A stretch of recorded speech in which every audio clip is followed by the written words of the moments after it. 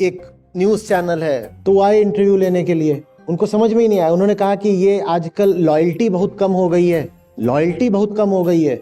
मैंने कहा लॉयल्टी माने किसको किससे लॉयल होना चाहिए? बोले नहीं, जैसे मैं हूं, अब मेरी पत्नी है तो उसे मुझसे लॉयल होना चाहिए ना। मैंने कहा तुम में अलग है क्या कि तुमसे लॉयल हो? मैंने कहा तुम में ऐसा क्या है कि कोई तुम्हें लॉयल हो? तुम में और भीड़ में कोई अंतर ही नहीं है।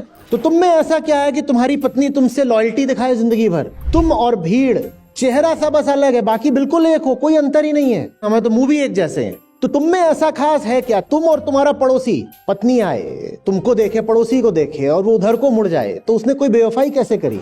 क्योंकि तुम और पड़ोसी बिल्कुल एक ही जैसे हो। मुझको राणा जी माफ करना, वो भी तो यही बोलती है, छत पे सोया था बहनोई, मैं तने समझ के सो गई। क्योंकि तुम में और बहनोई में कोई अंतर है ही नहीं। ये आध्यात्मिक बात है। वो बुरा मान गए, बोले आप तो ऐसे तो सामाजिक नैतिकता की नींव खोद रहे हो। नैतिकता वगैरह तुम जानो, जो बात मैं जानता हूँ है वो। तुम्हें लोग अलग अलग दिखाई देते हैं, मैं जहां से देख रहा हूं मुझे सब एक से दिखाई देते हैं, कोई अंतर है ही नहीं। हाँ, कोई बुद्ध आए और किसी बुद्ध के साथ कोई बेवफाई कर जाए तो निसंदेह वो पापी हुआ, क्योंकि वो अलग हुए, वो अलग थे।